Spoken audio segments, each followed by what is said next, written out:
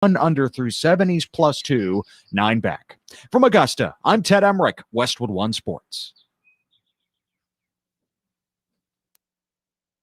When you support your local small businesses, it helps keep your neighbors employed, helps kids save for college, and strengthens your community.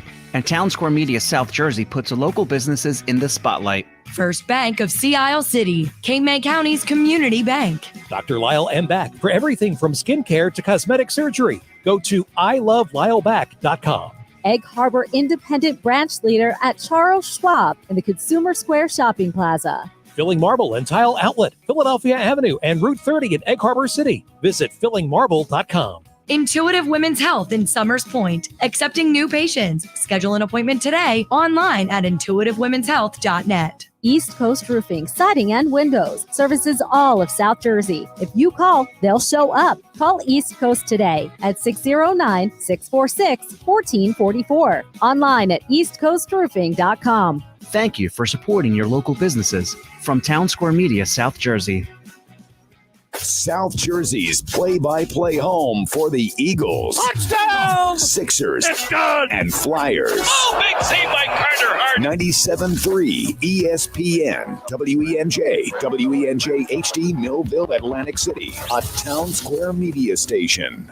This is Sports Bash Saturday with Josh Hennig, live from the Matt Blatt Kia Studios. Now, Sports Bash Saturday. Here's Josh Hennig.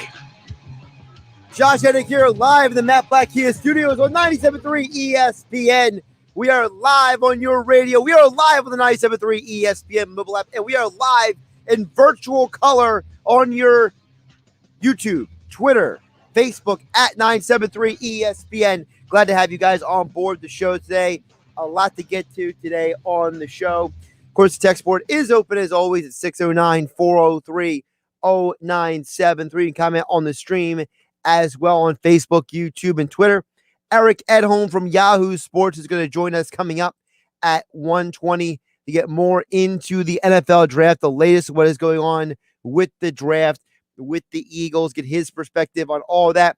Flyers hockey coming up at 2 p.m. here on 97.3 ESPN.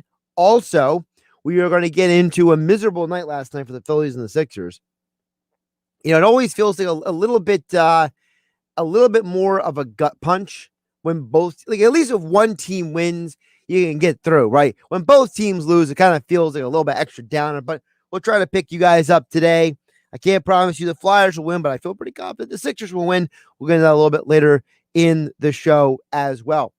But I want to start off with the Eagles talk because, you know, this week it's been a lot, okay? It's been a lot since when the Eagles a couple weeks ago traded that from 6 to 12, and then earlier this week when the Sam Darnold trade went down, there's a lot of information out there. There's a lot of stuff that, you know, there's an issue that I think people don't fully appreciate what the Eagles can do this offseason. I can't promise you they will do it, but I think they can do it. And one of the things that this team can walk away with is a better defense. I don't think we can emphasize enough that the way the team was constructed last year was ill-prepared for the injuries that hit it. They were not prepared for the cornerback injuries. They were not prepared for the offensive line injuries. They were not prepared for Alshon Jeffrey and Deshaun Jackson just basically not playing at all last year because of their own health issues or just poor play in general in Alshon's case. So I think that when you look at this team, you got to realize that this was an offseason to rebuild. And I know that guys like Eric Wilson and Anthony Harris, they're not sexy signings. They're not, you know, headline grabbers. They're not the big names on the market, but they're necessary.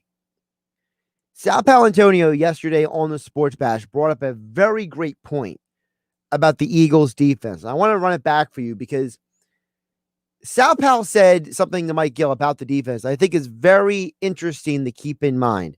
This is yesterday, Sal Pal Friday, on the Sports Bash with Mike Gill.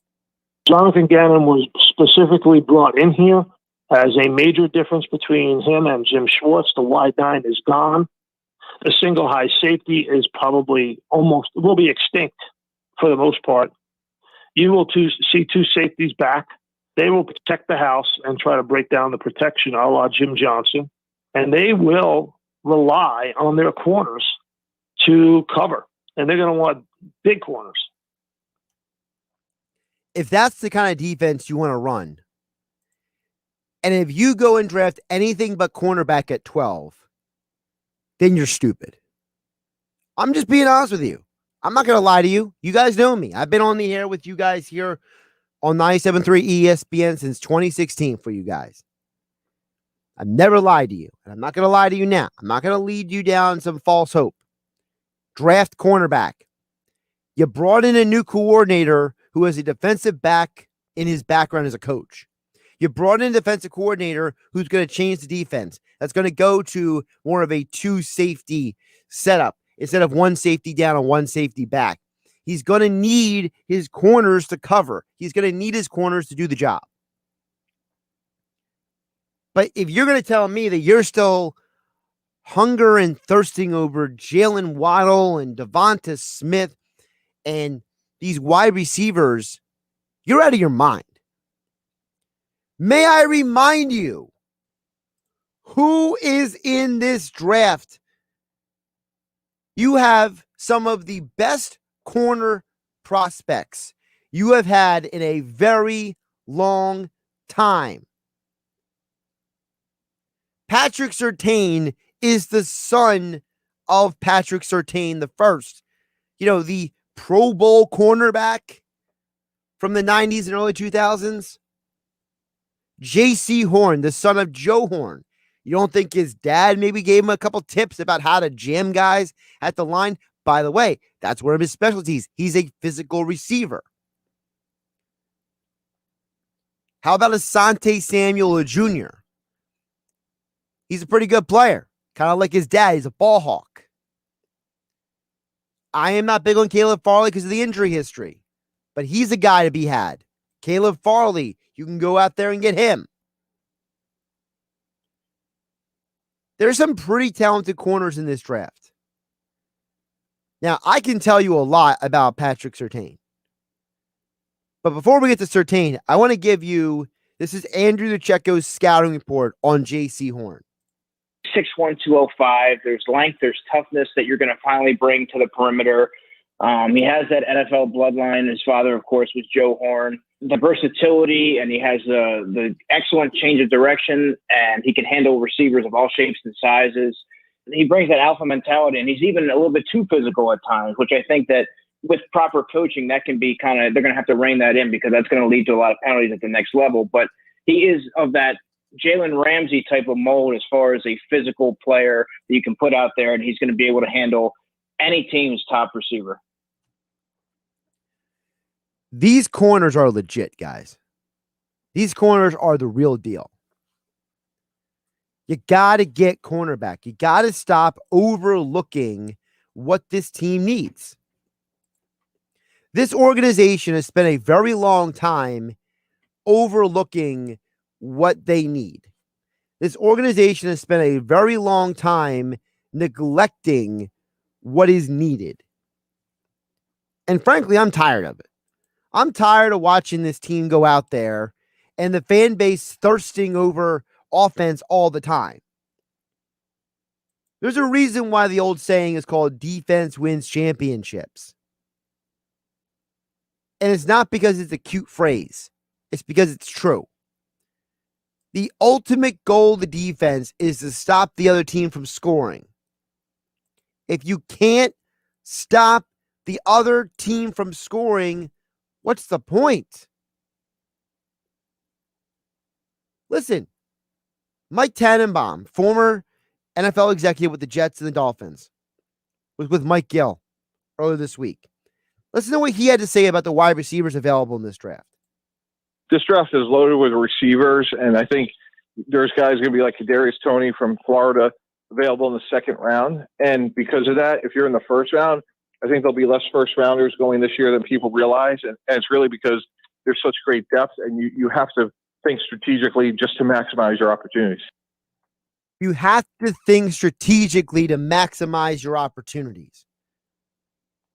Don't be so obsessed over getting a receiver in the first round. Because you know what? Some of the best receivers in the NFL are not first-round picks. Think about this. Who had a better season last year? T. Higgins or C.D. Lamb? Michael Pittman or Henry Ruggs? How about Jerry Jeudy or almost anybody? Okay? You can get a wide receiver outside the first round. It doesn't have to be one of the Alabama guys. I've told you guys about Rondale Moore before. Rondale Moore, he caught a bad break. All right? He made a foolish decision off the field to ride one of those rodeo bronco machines when he was out with some friends. And he pulled his groin or whatever muscle it was in his leg. All right? He's not a bad kid. He's not an idiot. He made a mistake. The kid is a stud. He ain't going in the first round because he didn't play last year almost at all. If you want to eventually maybe replace Greg Ward in the slot, this might be the guy. You want to go out and find a burner on the outside if you're not 100% sold on Jalen Reagor? You heard Kadarius Toney's name. However, Rashad Bateman, the dude's got amazing hands. A lot of people like Elijah Moore from Ole Miss. Other guys later in the draft. How about Amari Rodgers from Clemson? That guy has had a spectacular career. Amon-Ra St. Brown. I love that guy. I believe that guy is he is built to be an NFL receiver. 6'1", 195, smooth runner, big hands. You can get these receivers. Doesn't have to be in the first round. So for all the people who are, oh, you could have had Jamar Chase. You could have had Kyle Pitts. You know what? I could have been something else, too, if I didn't sign up and join radio back in 2006. Okay? We all could have been something or done something else. All right? Listen, if you can get a top-tier corner, that's what you do. You go out, you get the cornerback, and you build the defense to stop other teams. Let us not forget who is in this division. The Dallas Cowboys have not one, not two, but three legit talents at receiver in Amari Cooper, Michael Gallup, and CeeDee Lamb. And you don't think that offense will be better with Dak Prescott under center next year? Absolutely. Who's stopping him? Craig James? Please. How about Washington? Terry McLaurin and Curtis Samuel, two burners. Do I really think that Kavon Seymour is going to keep up with those guys? Nope. Let's go over to the Giants. Darius Slayton and Kenny Galladay. I think Avonte Maddox has proven that he's not an outside receiver. He is a slot receiver. He is a guy who has to be in the slot to have the most success. You don't want him on those guys on the outside. You need corners. Trading from 6 to 12 was an opportunity for the Eagles to say, let the top 10 fight over the quarterbacks and fight over the receivers. We are going to have a talented defensive player fall to us. That's the game plan. To me, it's very straightforward. You didn't hire Jonathan Gannon to bring his defense here for nothing. You didn't go out there and sign Anthony Harris just because you felt like it. Listen, does anybody think it's a coincidence that the Eagles have spent the majority of their offseason working on defense so far? Here are their free agent signings. Linebacker Eric Wilson, safety Anthony Harris, quarterback Joe Flacco. So you got a legitimate backup quarterback instead of Nate Sudfeld. And now you got a linebacker who can play all three downs. And you have a safety who played 100% of his team snaps last year. And according to Pro Football Focus, is one of the best rated safeties in the entire NFL. You upgraded at two positions, arguably three positions in need, because last year the Eagles didn't have a real backup quarterback. The Eagles had a starting quarterback who was thin-skinned, who couldn't get out of his own way. You had a rookie backup who had no traditional offseason to learn how to play the position in the NFL or learn the playbook.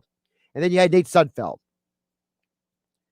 How many times did we see Carson Wentz, after a bad offensive series, walk to the sideline with those Microsoft Surface tablets, and it was Nate Sudfeld and Jalen Hurts sitting with him? What the heck is Nate Sudfeld going to say? What is Nate Sudfeld going to tell Carson Wentz that he doesn't already know?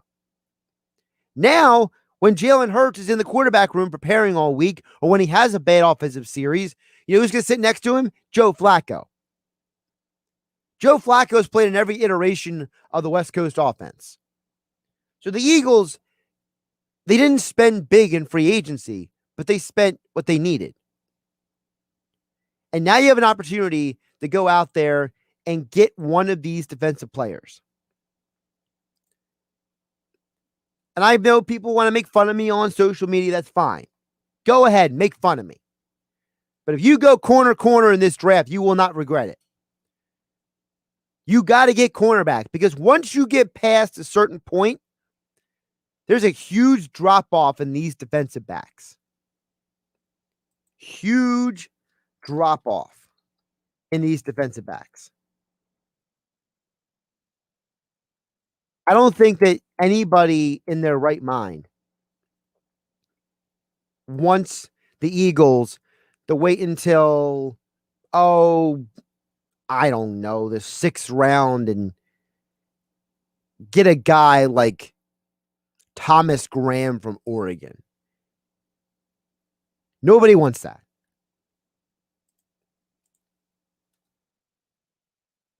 Nobody wants that to happen. I certainly don't. You can't pass on corner. And listen, there might be a situation where you can walk out of this draft with a very unique opportunity. Patrick Surtain II played at the same high school as another cornerback prospect, Tyson Campbell of Georgia. They were the starting corners for their high school over at American Heritage over in Broward County. All right. What if you reunite those guys in the NFL? What if you took Patrick Surtain II with your first round pick? You bring his teammate in from high school, Tyson Campbell, the second pick. That's 2 SEC corners. 2 corners at the 2 best defenses in the SEC last year. That'd be a pretty sweet deal, wouldn't it? And then maybe whenever Darius Slay is done, those are your 2 starting outside corners. Or you can get really experimental. What if you drafted J.C. Horn in the first round, a big physical corner, then you drafted the son of former Eagle Asante Samuel Jr. in the second round? And some of these guys, I think, could eventually turn into the safeties. To me, when I watch these guys in college, Asante Samuel Jr., J.C. Horn, and also Elijah Molden from Washington, I think all 3 of those guys are eventually going to become very good safeties in the NFL. I can see them all going down the path of guys like Charles Woodson, playing corner for a while and then moving to safety and still being impact players. Don't overthink it, Eagles. Go get you corner. Or Sal Palantonio said on the Sports Bash yesterday. I take the corner. It's a greater need. And, if you look at some of the receivers that, are there in the first round, who are first round talent, you already have one in Jalen Reagor. Reagor's the same size as a Waddle. Hey, man. I want to be able to not be losing to the Cowboys, the Giants, and Washington by double digits next year if I'm the Eagles. That should be my concern. You can get receivers later in the draft. Go get you a real corner. Because once you get past those first 6 guys, 6, 7 guys, it's a drop-off, folks. Don't get it twisted. I know people will try to sell you on guys like Ambry Thomas and Thomas Graham and Kerry Vincent Jr., who's another guy? Sean Wade from Ohio State. Sean Wade's a nice player. Okay, I won't diss on him too much. Maybe that wasn't the best example. Because there are some guys you can get in the middle rounds that make sense, like Sean Wade, Marco Wilson from Florida. They're competitive guys, but don't get it twisted. There are some cornerbacks in this draft. Yeah, want to stay away. Like Rodarius Williams of Oklahoma State. I think that guy's get burned in the NFL way too often. Don't want to see that. Josh Hennig here on Sports Bash Saturday on 97.3 ESPN. We're live on Facebook, YouTube, and Twitter. We'll get to your thoughts and comments on the streams, as well as at 609-403-0973. Again, on the conversation, 609-403-0973. Of course, we will talk more NFL and Eagles throughout the show. Of course, we got Eric Edholm, Yahoo Sports, joining us at 1:20 p.m. today. Also, we will get into some Sixers, Phillies, and a little bit of Flyers as well. Also, I'll give you my picks for the weekend, brought to you by FanDuel Sportsbook promo Hennig. When you sign up with FanDuel Sportsbook for your first risk-free bet, up to $1,000. But your thoughts and comments next, 609-403-0973, and on Facebook, YouTube, and Twitter as you watch the show. This is the Sports Bash Saturday on 97.3 ESPN FM. And don't forget, the 97.3 ESPN mobile app. It's free thanks to First Bank of Sea Isle City. Download it from the Google Play or Apple Store so you can listen to 97.3 ESPN wherever you go, as well as every Flyers hockey game. You can customize your alerts on the app. You want either Sixers, Eagles, Phillies, Flyers, South Jersey High School sports. You can customize all your alerts right there on the 97.3 ESPN mobile app. Listen to the Sports Bash with Mike Gill, Game Night with yours truly here, Josh Hennig, The Locker Room with Billy Schweim, all the shows streaming as well on your phone. So you can stream the shows on your phone. You can watch the shows on Facebook, YouTube, and Twitter. You can listen to the show on 97.3 ESPN FM. We got you covered all over with 97.3 ESPN. Sunday Night Baseball on ESPN Radio. Bryce Harper with two-run homers. At the plate, in the field, you're going to see something exceptional. Bryce Harper leads the Philadelphia Phillies into the ATL to face Ronald Acuna Jr. in the Braves. To the fifth rope, Ronald Acuna. This is the play-by-play home of Sunday Night Baseball, exclusively on 97.3 ESPN FM. Coverage begins at 6 p.m. 0 down payment, 0% financing, and $2,500 off MSRP on every 2021 Nissan Murano in stock. Oh, yeah, it's on at Matt Blatt Nissan. The word is out. The all-new Matt Blatt Nissan and the all-new 2021 Nissan Rogue. Lease a loaded SV model, just $269 per month with 0 security deposits. Plus, Matt Blatt Nissan needs your trade. Even if you owe more than it's worth, pay 0 down, pay 0% financing, and take $2,500 off MSRP on every new Nissan Murano in stock, plus our fast-track checkout. So bring any trade to Matt Blatt Nissan in Egg Harbor Township next to Home Depot or online at mattblattnissan.com. Negative equity will be refinanced into new vehicle. Rate qualifications exist. Not all will qualify. 0% APR financing based on 1667 per thousand borrowed. Offers can't be combined. Call 877-289-6670 or go to mattblattnissan.com for complete details. Offer ends 5/4/21. It's on at Matt Blatt Nissan on the Black Horse Pike, Egg Harbor Township. Introducing touch-free payments from PayPal, a safe way for your customers to pay. Simply download the PayPal app and display your own unique QR code for your customers to scan.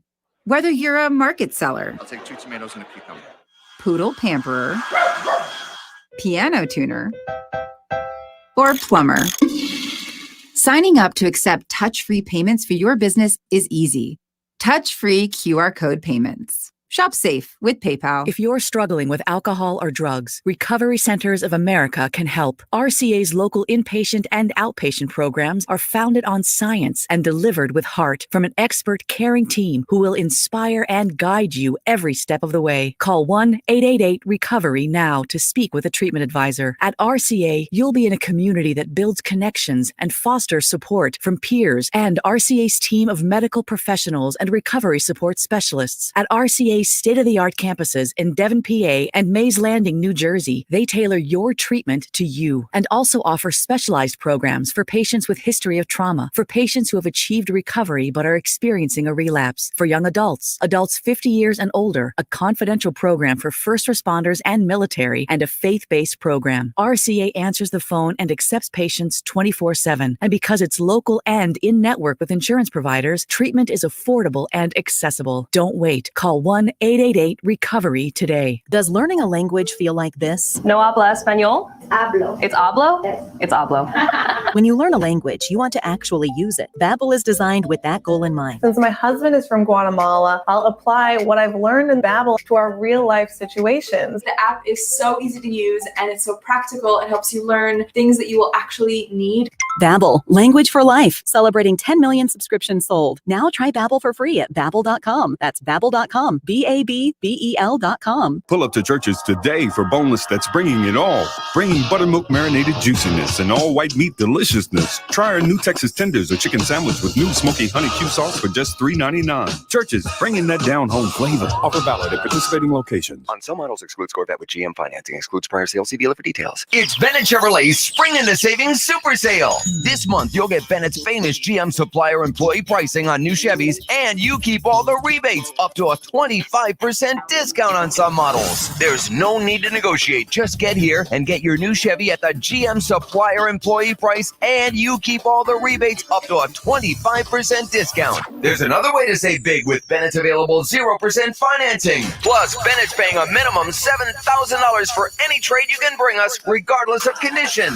That's a minimum $7,000 for any vehicle towards any pre-owned on our lot. Imagine how much more we'll pay for your good quality trade. And because our non-commissioned sales staff is paid on your satisfaction, not how much you spend, there's never any sales pressure and never any negotiating needed. No stress, no hassles, no haggles. Just your best car buying experience ever. Find new roads at Bennett Chevrolet, Egg Harbor Township, and BennettChevy.com.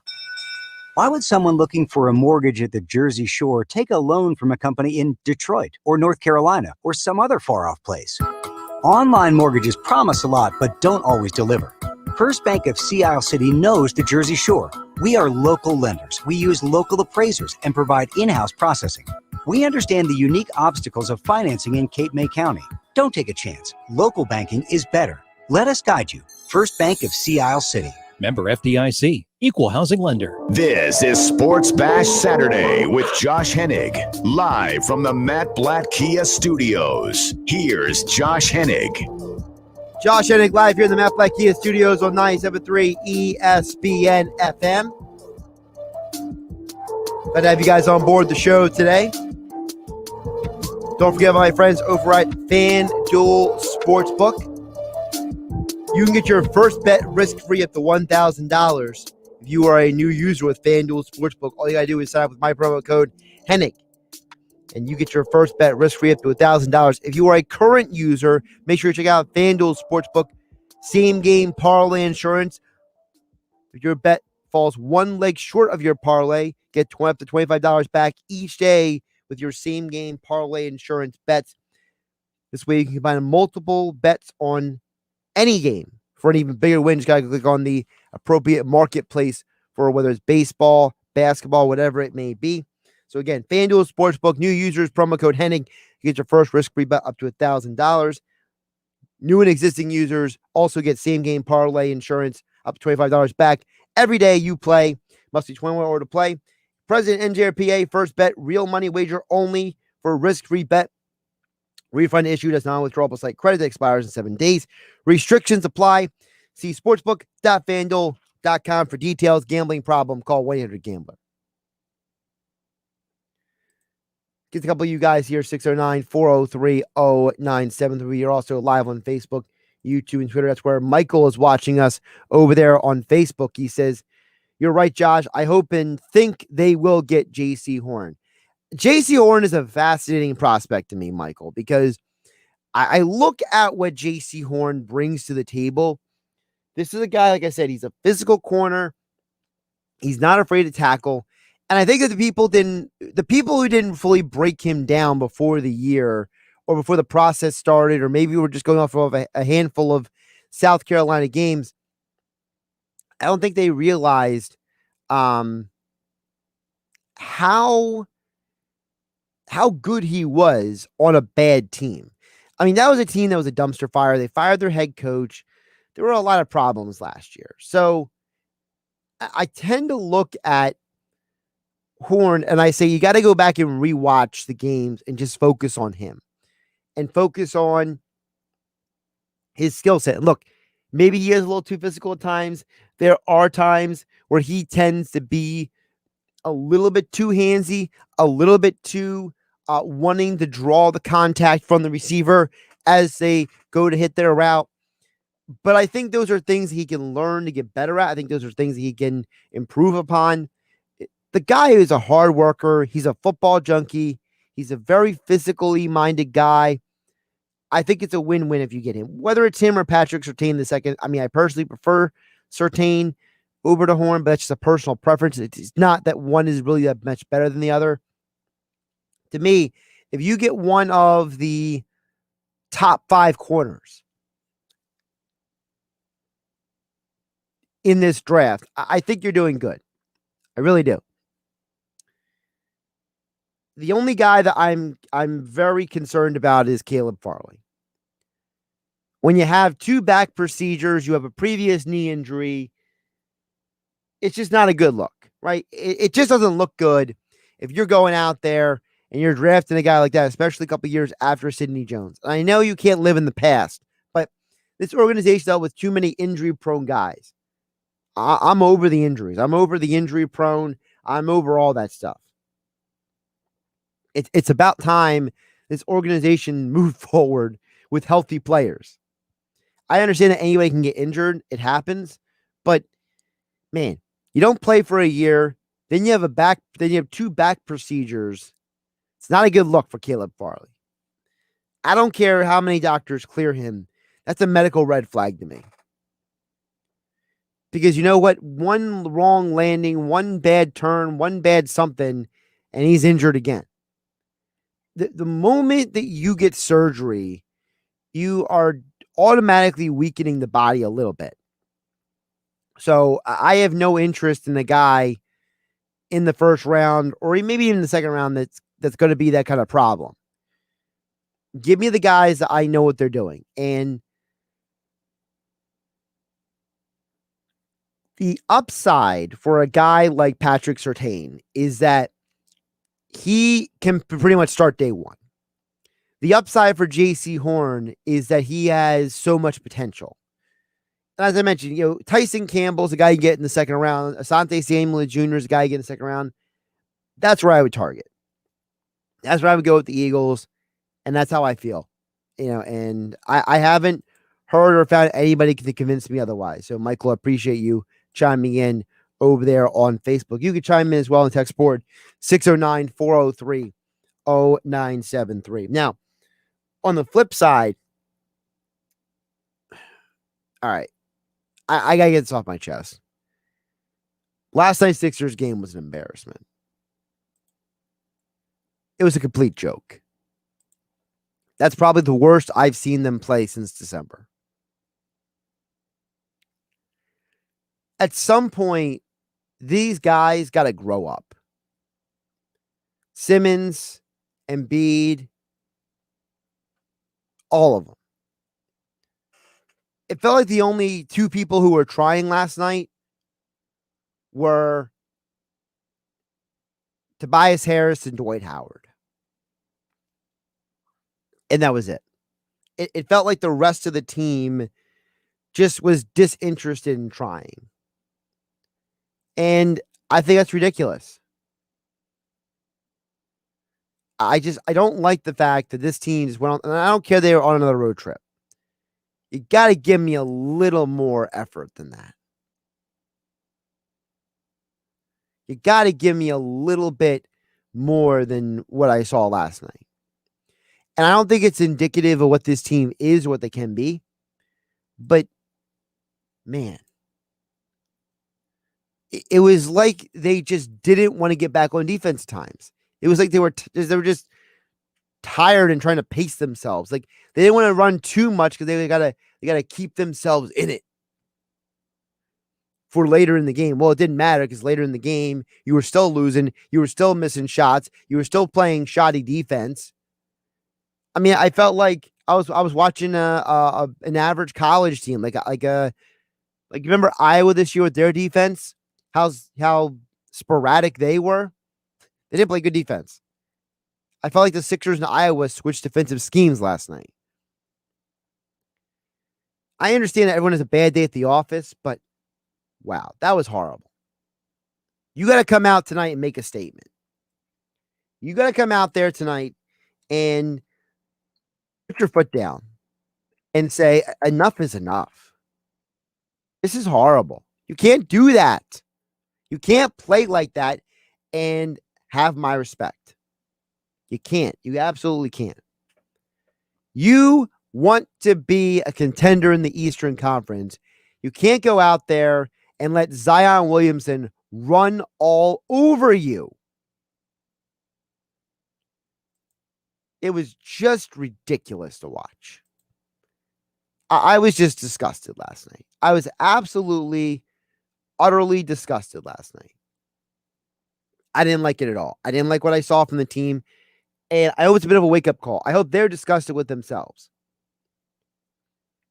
Listen, I don't know how far this team can go as currently constructed. I think they are better than they played last night for sure. I don't know if they're as dominant as they were against Boston. I'm not buying that. But I do think that this is a team that can go to the Eastern Conference Finals. If things fall properly for them, they can get there. Because when you look at the NBA standings right now and kind of just project out what you're expecting, right now the Sixers are the number 2 seed. They would play the Celtics in the first round, theoretically. Now, remember, the 7 through 10 teams all play before the playoffs. So that would currently be the Celtics, the Knicks, the Pacers, and the Bulls. The Sixers could beat any of those 3 teams. I have no worry or concern about beating those teams. It's the next round that concerns me. If you can avoid the Miami Heat or the Bucks in the second round, I think you'll be okay. And the reason why I put both of those teams in there is because I look at the Hornets or the Hawks. I think there are 2 beatable teams.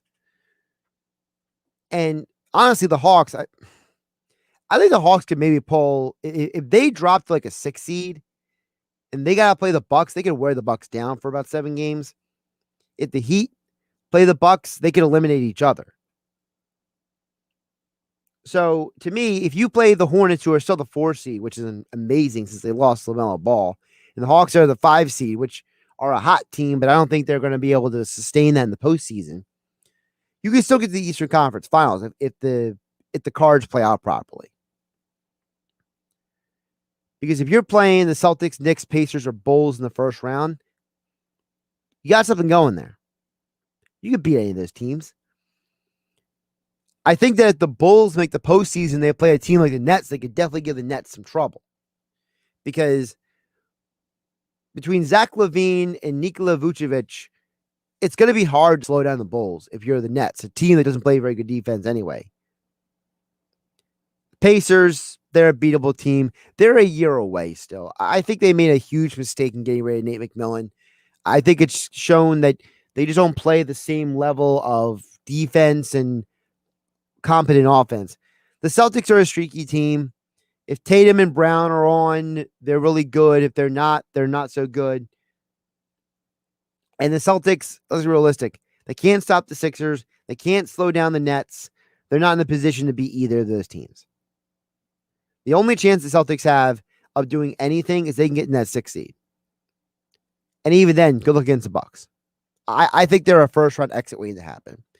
I think the Knicks are a fun story, but they're a first-round exit waiting to happen. The only team of those teams that has a chance to me is if the Celtics get hot or if the Bulls get hot. That's the only way one of those teams is going to do anything against the Sixers or the Nets. So, to me, when I'm concerned about the Sixers postseason, I'm trying to avoid the Bucks and the Heat. And the Bucks and the Heat are the 3-6 matchup. So, if you can get out of that 2 seed and get to the 1 seed, you can avoid that altogether, and you can get the 4-5 matchup between the Hornets and the Hawks. Now, if the Hornets start dropping, because the Miami Heat are only a half game behind the Hornets, and the Heat move from 6 to 5-4, then I don't know. Do you really want that matchup? I just feel like the Miami Heat are a bad matchup for the Sixers right now, because I think Bam Adebayo is one of the few guys who can do anything against Joel Embiid. He's one of the few guys who can actually keep up with Embiid in the Eastern Conference. Notice how the majority of big men who can give Embiid problems are all in the West. Steven Adams, Gasol, Nikola Jokic. All those guys are in the Western Conference. Who in the Eastern Conference, aside from Bam Adebayo, has a chance on any night against Embiid? Because Vucevic doesn't play defense. Julius Randle is too short. The Celtics, basically, their big man situation is pathetic. All the Nets big men are old and way past their primes. LaMarcus Aldridge, Blake Griffin, DeAndre Jordan. Who in the East has a big man aside from the Miami Heat that can slow Embiid down? It really isn't. So that's the one team I think could really make Embiid work. And then the other thing is the Jimmy Butler factor. I think Jimmy Butler has got a little playoff Rondo in him, where when the clutch moments come up, he comes up huge. You saw him do it last year in the NBA Finals. So I would avoid the Heat. That's my team I want to avoid if I'm the 76ers. 76ers back in action tonight. And I think they're going to win tonight. And I think they're going to win so much, I'm going to give you a parlay right here, right now with FanDuel Sportsbook. Remember, sign up for FanDuel Sportsbook, use promo code Hennig to get same game parlay insurance and your first bet risk-free up to $1,000. So here's what you do. New and existing users get the same game parlay insurance. Here's your parlay for tonight. 76ers money line, Nets money line with Mackenzie Dern on the UFC fight card. Now, the UFC fights are on right now, the prelims, but the main card doesn't start till after 3 o'clock. So you still have some time to get the Mackenzie Dern bet in. Sixers, I think they beat the OKC Thunder tonight. The Nets, they're going against a Lakers team that they're not even sure if Kyle Kuzma is going to play, and if he is going to play, how healthy he is. They're way undermanned tonight, are the Lakers. So I think that the Nets go in there and just crush them. I think they absolutely crush them tonight. I think it's going to be a blowout. And then Mackenzie Dern, the reason why I keep picking her is because her opponent, Nina Ansaroff Nunes, just had a baby. And so congratulations to her. That's great. She's 6 months removed from giving birth. She hasn't fought since 2019. Mackenzie Dern has fought 3 times in the last 12 months, and she's won all 3. Mackenzie Dern is an up-and-coming fighter in the UFC. She is very talented. She's an aggressive fighter. She is someone that I think you got to watch out for. And listen, I think Nina's a little overrated.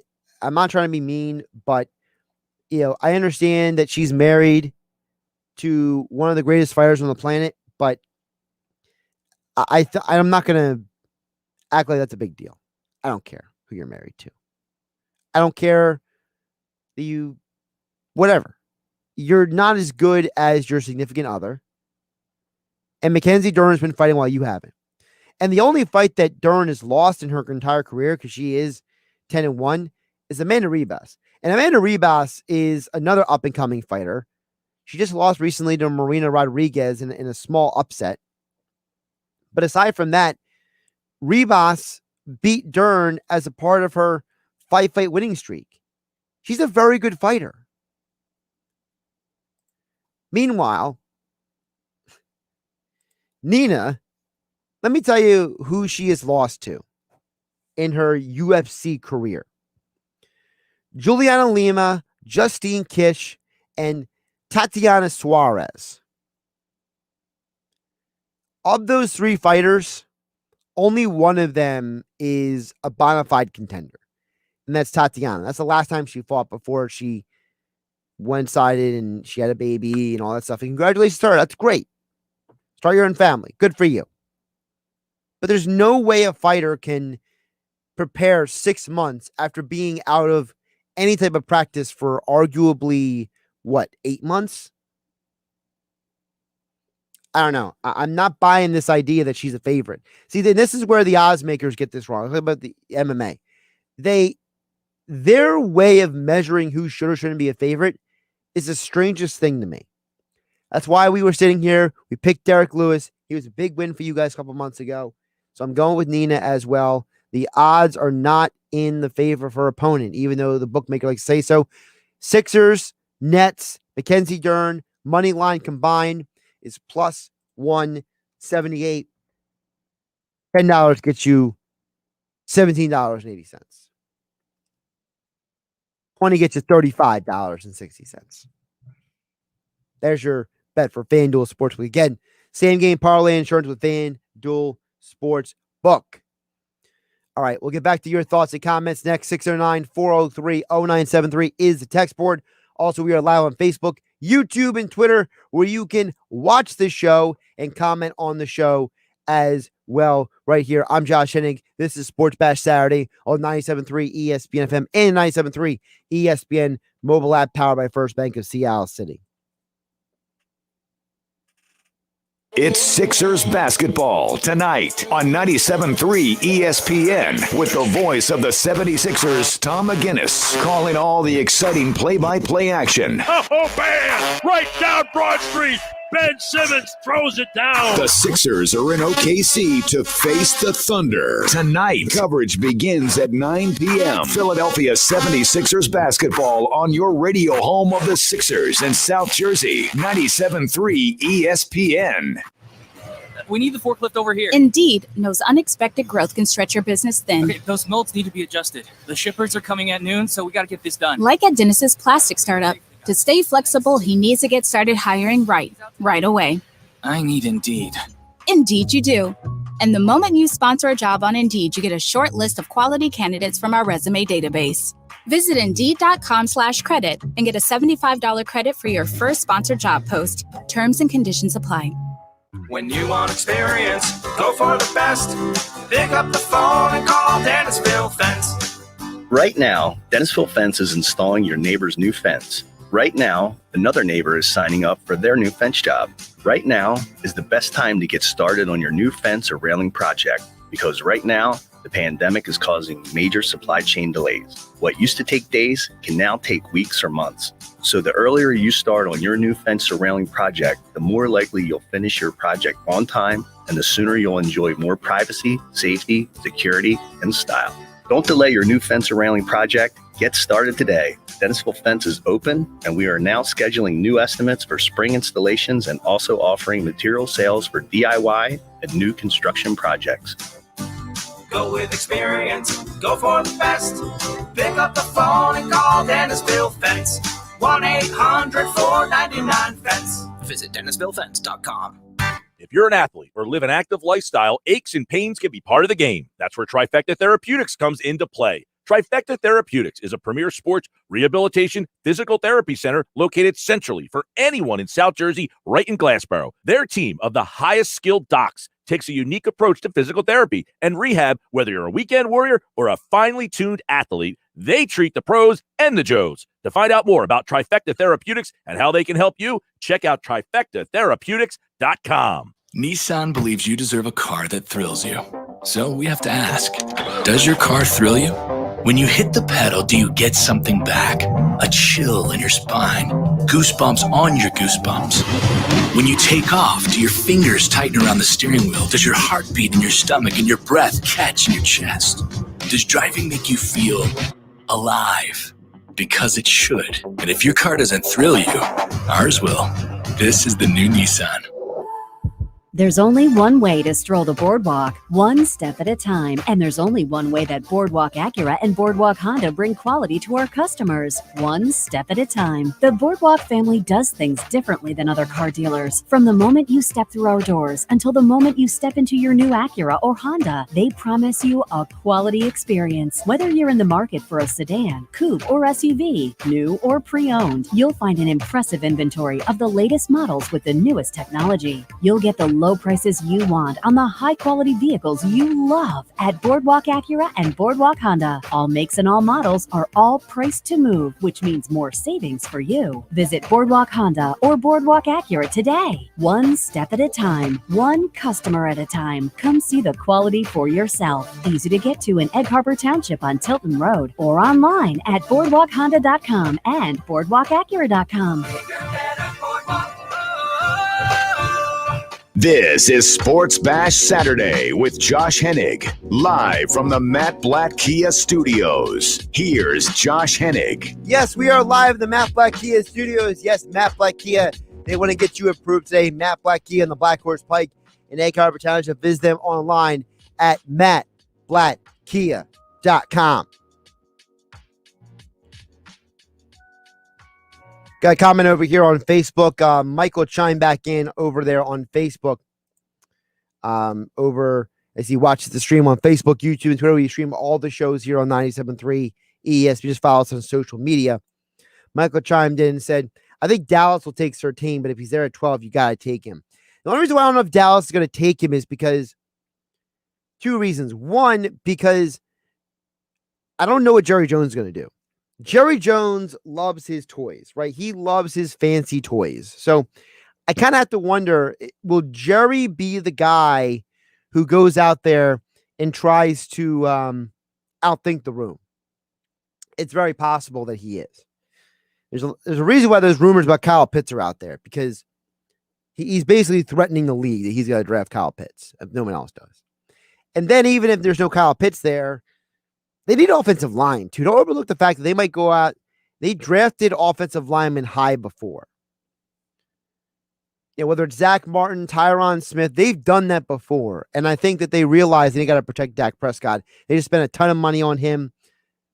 Guys like Rashawn Slater from Northwestern, Darius Shaw from Virginia Tech, Veda from USC, they all could be an option for the Cowboys at 10th overall. So I'm not 100% sure they take Surtain. I think the Cowboys might focus more on offense than defense. Just a personal opinion right now. I need to get a little more depth and information. I mean, we are 19 days from the draft. I think we'll get some more clarity about some of these picks as we get closer to the draft. You know, usually every year I wait until the days before the draft to release my own mock draft, because I kind of let the situation play out, because the thing fluctuates so much. You know, there's a reason why there's mock drafts 1.0, 2.0, 3.0, 7.0, 10.1.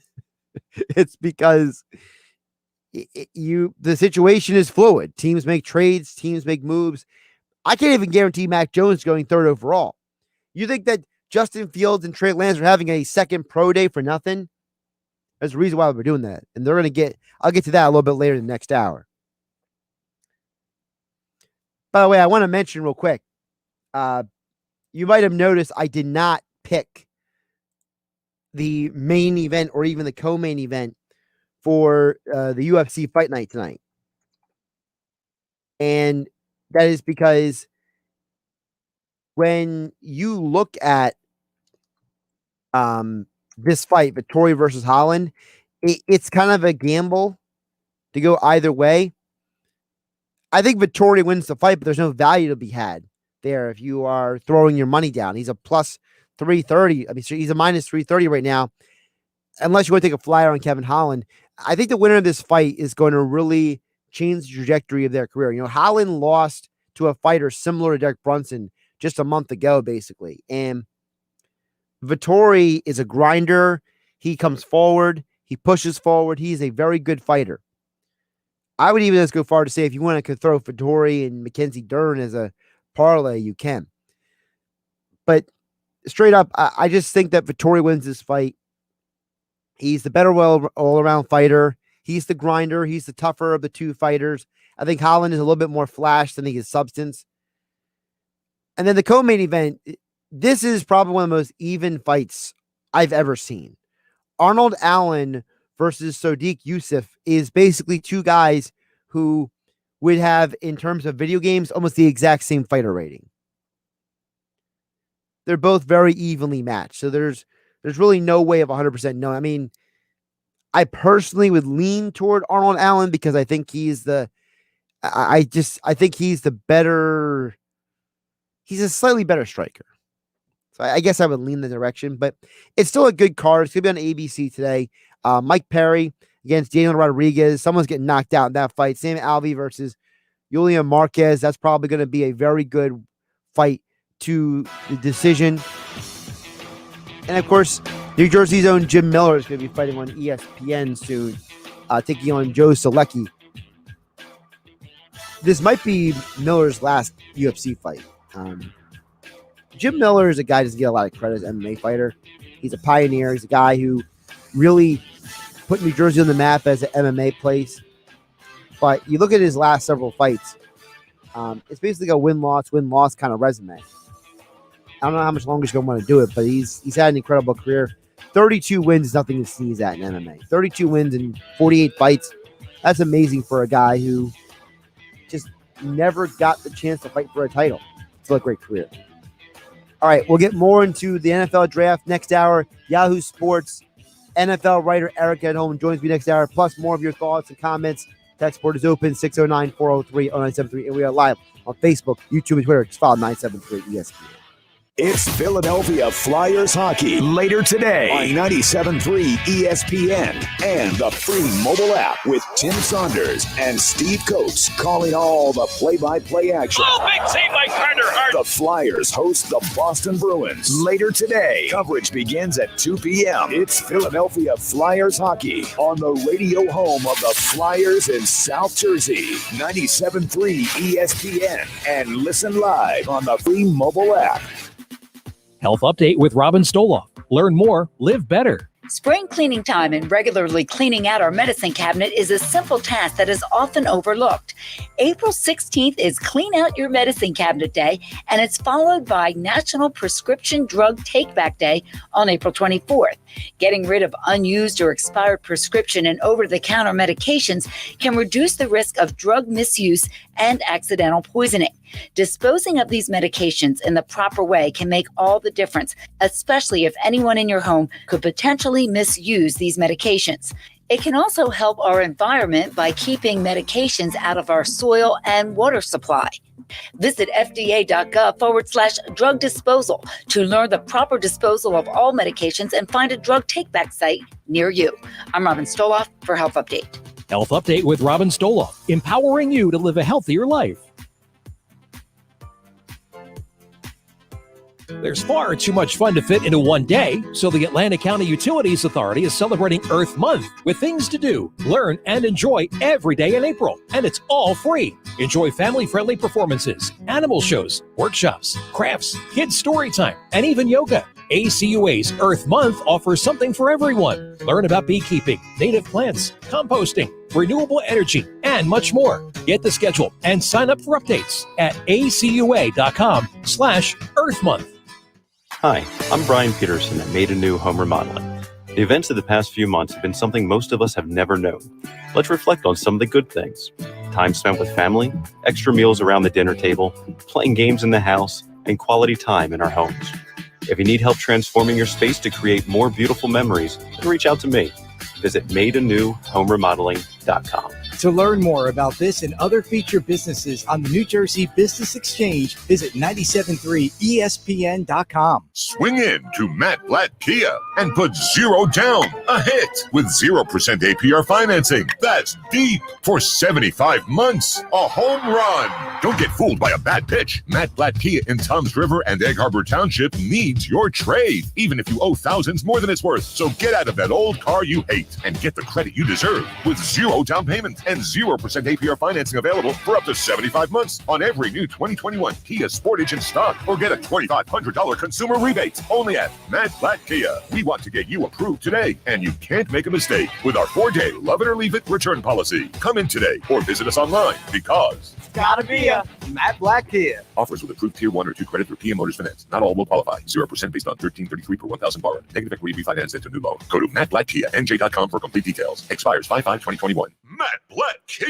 6211 Black Horse Pike, Egg Harbor Township. And now on Route 37 in Toms River. Basketball is entering the final month of the regular season, and DraftKings Sportsbook, America's top-rated sportsbook app, is putting you in the center of the action with a chance to turn $1 into $100 in free bets. Pick any basketball team to win their next game, and if during that game the team of your choosing hits a 3, you bring home $100 in free bets. That's 100-1 odds. Teams have been hitting threes at an unprecedented pace. Get in on all the action with DraftKings Sportsbook before this offer ends. Download the top-rated DraftKings Sportsbook app and use promo code 973 when you sign up to turn $1 into $100 in free bets if the basketball team of your choosing hits a 3. That's code 973 for a limited time only at DraftKings Sportsbook. Must be 21 or older, New Jersey only, new customers only. Restrictions apply. See DraftKings.com/sportsbook for details. Gambling problem? Call 1-800-GAMBLER. A Town Square media station serving all of South Jersey. This is 97.3 ESPN,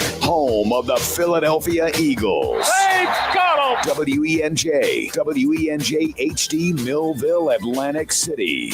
This is Sports Bash Saturday with Josh Hennig, live from the Matt Blatt Kia Studios. Now, Sports Bash Saturday. Here's Josh Hennig. Josh Hennig here on Sports Bash Saturday on 97.3 ESPN. We are live in the Matt Blatt Kia Studios. Matt Blatt Kia, they only get you approved today. Matt Blatt Kia on the Black Horse Pike at Egg Harbor Township. Visit them online at mattblattkia.com. We'll be joined by Eric Edholm from Yahoo Sports coming up in about 20 minutes from now to get more into the Eagles, the NFL draft, and more. Eric has always been a great resource for us here to get more perspective on the draft. Usually great stuff for him. Go check him out, Eric_Edholm on Twitter. A couple things I want to hit on before we get back into some of the conversation here. Of course, we are live on Facebook, YouTube, and Twitter. You can watch the show here on 97.3 ESPN. Text board is open, 609-403-0973. If you didn't see, Anthony Tolliver has been signed by the Sixers. If you have the 97.3 ESPN mobile app, it's free. Thanks, First Bank of Seattle City. You have gotten the alert that the Sixers are signing Anthony Tolliver to a 10-day deal. You know, for those who are the uninitiated, it basically works like a tryout. The guy shoots about 37, just over 37% for his career from three. He's a stretch four. That's basically what he does at this point. He's going to go out there. He's going to hit you some threes. Going to get you a few rebounds. Just going to be a nice little role player for the Sixers. And they could probably use him.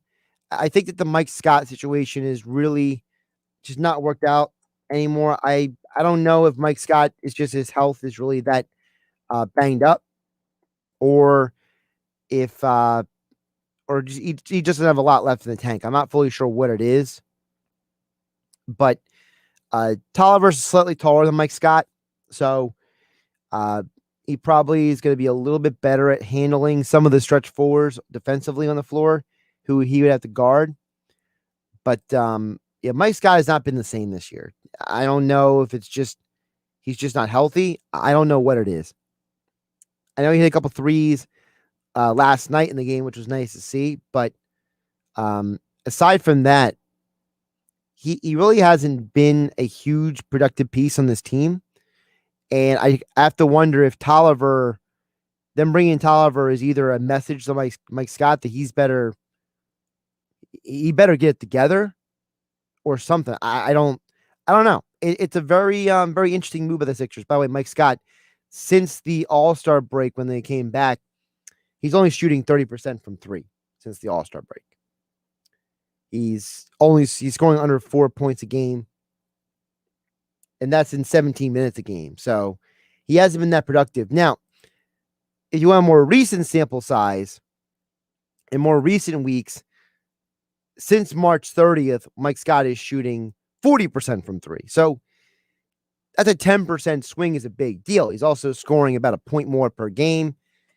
So maybe recently he's gotten better, but I think Tolliver is kind of gunning for his slot a little bit. I think that's what that deal has to do with in some ways. For more details, go over to 973ESPN.com for more details about the Sixers signing Anthony Tolliver, or jump on the 973 ESPN mobile app. All right.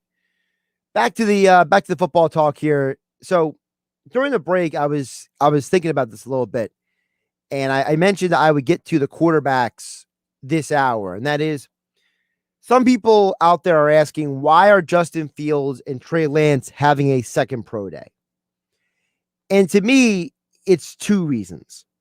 One, I think both guys realize that they didn't play a lot of games last year, and their advisors are probably telling them that they need to go out there and show certain things in those workouts. A lot of times, if you are an agent for a team, for a player, or if you are a coach who happens to be a confidant of a player, you're going to have conversations with teams who are calling you about, hey, coach, tell me about Justin Fields. Or, hey, coach, tell me about Trey Lance. Or they call the agent, just to kind of get, hey, we want to talk to your client about, we want to interview him. We want to do a pre-draft interview. Or they call the agent, like in Trevor Lawrence's case, be like, hey, why did your client skip the medicals at Indianapolis to go to the Masters? Is he all right? Is he hiding something? What's going on here? So there's a lot of conversations that happen between people. And I get the sense that the feedback given to Justin Fields and Trey Lance's people is that there were certain things they were looking for from their pro days they didn't see. And that there are specific things that they want to see. So to me, that's a big reason why they're having these pro days, because they must have gotten feedback that told them, hey, go to another pro day and show them a couple things that you didn't show them in the last pro day. So that's number one. Number two is, I think that Lance and Fields have found that they are in a uphill battle in terms of the evaluation process. And it's completely unfair to them. So they're trying to maximize their opportunity to cement themselves in the NFL draft. It's completely unfair that people are basically downselling both quarterbacks. And people have their theories and reasons why, and you can conjecture all you want, but I'm going to talk to you about the facts. The facts are that people are enamored with Zach Wilson. They love his arm talent. They love his physical abilities. They love his moxie, his swagger, his attitude, his uber confidence. That's why Zach Wilson is going number 2 to the Jets. He has impressed a lot. And a quarterback class that was supposed to be Trevor Lawrence 1A and Justin Fields 1B from when they were high school to now, Justin Fields is now being knocked down to either the 3rd or 4th quarterback, depending on who you ask. And it's really unfair to him. It's not his fault. The Big Ten completely mishandled the pandemic protocols and getting football on the field. It's not Justin Fields' fault that Ohio State had a limited schedule. It's not Justin Fields' fault that his team had a COVID-19 issue and they couldn't play a couple games there. It's not Justin Fields' fault that people got to see more of Zach Wilson, and Zach Wilson's competition was less than Justin Fields. Listen, Zach Wilson is 2-4 against top 25 teams. He hasn't played very well. He's got a lot of interceptions in those games. Justin Fields, when he played Clemson and Alabama, outperformed Zach Wilson in every aspect. So when Justin Fields played the best teams in the country, he excelled. He played well, aside of one really bad interception, which How many Hall of Famers have thrown bad interceptions? How about all of them? Zach Wilson is not played as well. But I get it. The Jets are enamored with Zach Wilson, and that's why Fields is dropping. The 49ers at 3, they're expected to take Mac Jones. And that has less to do with Justin Fields than it does to do with the fact that Kyle Shanahan likes a certain style of quarterback. The Kirk Cousins, Matt Ryan mold is very close to what Mac Jones is. Mac Jones' potential is Matt Ryan in many ways. I think that Mac Jones is going to be a good NFL quarterback. I think that he has very underrated footwork. I think he's very underrated in terms of his football intelligence. But when you look at him, I just don't think he has the arm talent and the potential that Justin Fields has. Fields has a stronger arm. Fields has more, he has a better ability to launch the ball than Mac Jones does. I think that Justin Fields is just as much of a leader, if not more of a leader than Mac Jones is. I think that the only thing that Mac Jones really has on Justin Fields is that I think Mac Jones's short passing game is a little better than Justin, but you can work on that. You get better at that. I compared, Justin Fields physically. I wrote about this 97.3 ESPN.com. Physically, Fields is built physically a lot like Donovan McNabb and Colin Kaepernick. He's got that, that strong build athlete, that power, that explosiveness, that speed. He's got this almost the same kind of arm angle where he doesn't have a long release, but it's long enough to get that torque wind up on the other end. I think Fields can be a very, very good NFL quarterback, and I think he has better pro potential than Mac Jones. But if Mac Jones goes to Kyle Shanahan, Mac Jones is probably going to be a playoff perennial contender under Kyle Shanahan because he fits the mold of what Shanahan likes from his quarterbacks. He likes his quarterbacks to stay in the pocket. He likes them to operate in the pocket, and he likes them to, as some scouts have called, I've heard multiple people say this recently. I've heard Greg Cosell on Inside the Birds podcast, and I think it was Daniel Jeremiah mentioned this from NFL Network, and I heard Tom McShay mention this as well on ESPN. They all talk about the same thing. Winning the play before the snap. And that is something that Mac Jones is better at than Justin Fields. So if that's what Kyle Shanahan is looking for, then that's what he's going to go with. So Fields and Lance are having second pro days because they're having to go out there and show the world that they're just as good, if not better, than the guys who are going to be drafted ahead of them. And they want to position themselves as, hey, I am this year's Patrick Mahomes and Deshaun Watson, who got picked after Mitch Trubisky. They want to sit there and say, I am this year's Josh Allen and Lamar Jackson, who were both drafted after Baker Mayfield and Sam Darnold. These are guys who are going to go out there and say, hey, Dak Prescott was drafted after Carson Wentz and Jared Goff, right? That's the kind of the concept here. They're trying to prove to the teams like the Patriots and the Washington football team and the Chicago Bears and whoever else might be in the market for a quarterback that, hey, I'm just as good, if not better than the guys who will be drafted ahead of me. And don't take me falling in this draft as a reason that I'm not good. To me, Trey Lance is one of the biggest gambles in this draft, but if the kid lands in a good situation where he can sit for a year, basically redshirt, learn, get better, I think he has a lot more potential than Jordan Love over there in Green Bay. I'm not a big fan of Jordan Love. I thought Jordan Love showed a propensity to throw a lot of interceptions, a lot of bad throws, and poor decision-making. I don't think you can completely erase that from a guy. Trey Lance is the opposite. Trey Lance does not make bad throws. He doesn't force the ball. He doesn't make unnecessary hero plays. The only problem with Trey Lance is he runs too much. He's too inclined to want to get out of the pocket and run and draw contact. And him and Zach Wilson, I think, are both going to have problems at the NFL level because they both kind of remind me a little bit of guys like Carson Wentz and Andrew Luck, these guys who want to, get out in the field and be football players and take the hit and all this kind of stuff. And it's just, you got to get the guy away from that because that's how you get hurt. That style of play got Andrew Luck knocked out of the league and almost ended Carson Wentz's career. So that's one of my concerns with Zach Wilson and Trey Lance. Justin Fields, on the other hand, is a completely different story. This guy is was always supposed to be a great quarterback. He has the leadership skills. He has the intangibles. He has the arm strength. He has the athleticism to be great. He just needs to be given a chance. If I'm setting the course for both of these guys, this is what I would do. I think the perfect place for either one of them is either Washington or New England, because in both situations, you're going to be sitting behind veterans.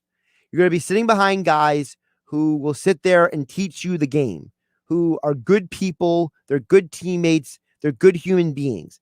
Cam Newton and Ryan Fitzpatrick, for all of their detractors, really care about their teammates. There's all kinds of stories out there about how they take care of their teammates, they watch out for them, they try to help them, they care about them. And I think they're both guys who show you the kind of work ethic it takes to be successful in the NFL. People forget Cam Newton had to work his tail off to be the number 1 overall pick. He got kicked out of Florida. He had to go the JUCO college route. He went back to Auburn. He worked his tail off. He won the Heisman because number 1 overall pick.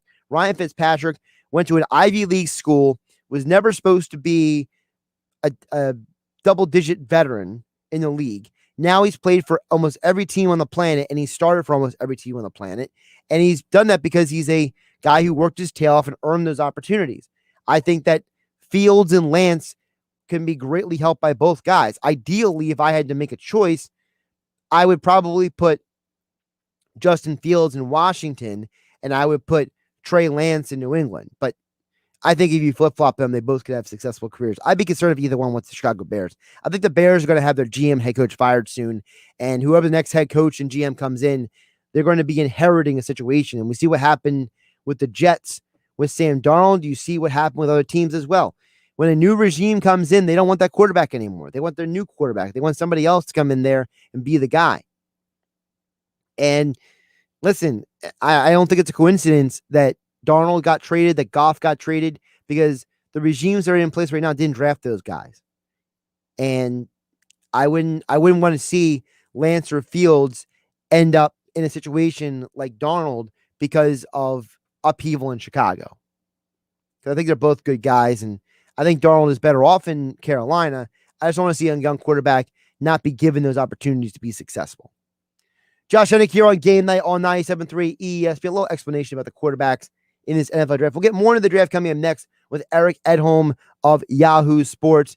Get his perspective on all things Eagles NFL draft and more right here on Sports Bash Saturday on 97.3 ESPN FM, the 97.3 ESPN mobile app powered by First Bank of Seattle City. And we are live on Facebook, YouTube, and Twitter. You want to watch the show? Just follow 97.3 ESPN on social media. It's Sixers basketball tonight on 97.3 ESPN with the voice of the 76ers, Tom McGinnis, calling all the exciting play-by-play action. Oh, man! Right down Broad Street. Ben Simmons throws it down. The Sixers are in OKC to face the Thunder. Tonight, coverage begins at 9 p.m. Philadelphia 76ers basketball on your radio home of the Sixers in South Jersey, 97.3 ESPN. It's the Honda Dream Garage Spring Event at Rossi Honda. What better vehicle to put in your garage than one of the best cars on the road? Lease a 2021 Honda Civic LX for $149 a month. Put the 2021 Honda Accord LX in your garage for only $199 a month with free oil changes for up to 5 years at Rossi Honda or online at rossihonda.com. We treat you better, period. See dealer for details. Why would someone looking for a mortgage at the Jersey Shore take a loan from a company in Detroit or North Carolina or some other far-off place? Online mortgages promise a lot, but don't always deliver.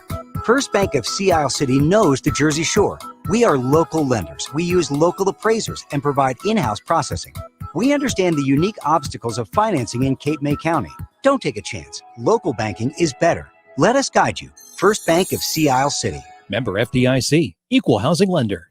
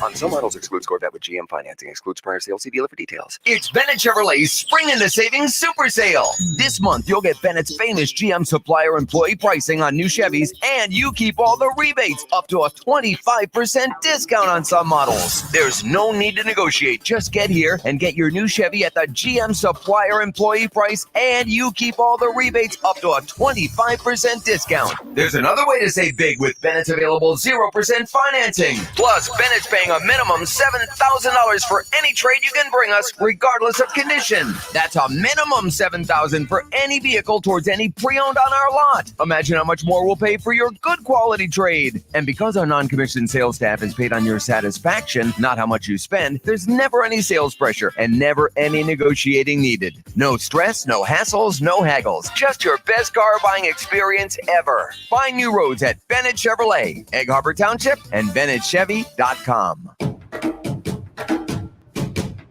Spring into savings with Viking Pest Control. Save on mosquito and tick control, termites, spotted lanternflies, and bat exclusion during Viking Pest Control Spring Savings event. Get a fast, free quote at VikingPest.com. That's VikingPest.com. This is Sports Bash Saturday with Josh Hennig, live from the Matt Blatt Kia Studios. Here's Josh Hennig. Josh Hennig back here on 97.3 ESPN. As promised, next we will go to the Boardwalk Honda Hotline to get more into the NFL draft, as well as the Eagles at 12th overall. There's been multiple trades been made since the last time we talked with Eric Edholm from Yahoo Sports at Eric_Edholm on Twitter. And as all guests, he appears on the Boardwalk Honda Hotline and live in virtual living color on Facebook, YouTube, and Twitter. Eric, how you doing today? I'm doing great. How are you, man? Doing pretty good. The last time we talked, not all these trades happened, so I'm sure you've probably gone through about 5 different reiterations of mock drafts where you actually posted them over on Yahoo Sports. So of all the trades that have happened so far, the Darnold trade, the 3-way trade between the Eagles, the 49ers, and the Dolphins, which of those trades do you feel like will have the most impact on the draft and why? Yeah, I think the Niners moving up to 3, and we assume for a quarterback, and you're right about those mock drafts. I tend to start one, and then a major trade happens 6 to 8 minutes later. So you know how that goes. You have to restart everything. But I think that's the one that had kind of the seismic effect, and obviously the subsequent deal between the Dolphins and Eagles wouldn't have happened without it. So the 49ers choice at 3 is going to set the table for the next several picks, and it could include some other trade movement that involves picks 5, 4, 7. We don't know, but a lot of spots. I know a lot of people are currently projecting or expecting or assuming the 49ers are going to take Mac Jones instead of Justin Fields right now. And I feel like it's less of an indictment on Fields than it is about the fact that Kyle Shanahan has a type of quarterback he likes, right? He worked with Matt Ryan. He worked with Kirk Cousins. He's got Jimmy G out there.